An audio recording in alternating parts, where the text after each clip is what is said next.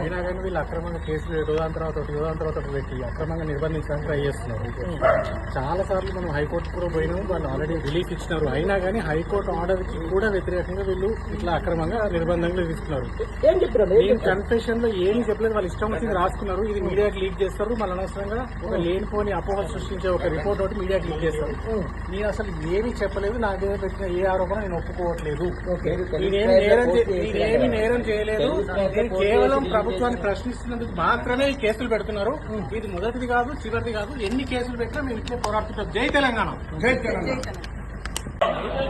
అసలు సోషల్ మీడియాలో పోస్టులు పెట్టడమే మొదటి తప్పు. అయినా కానీ వీళ్ళు అక్రమంగా కేసులు రోజాన్ తర్వాత పెట్టి అక్రమంగా నిర్బంధించడానికి ట్రై చేస్తున్నారు.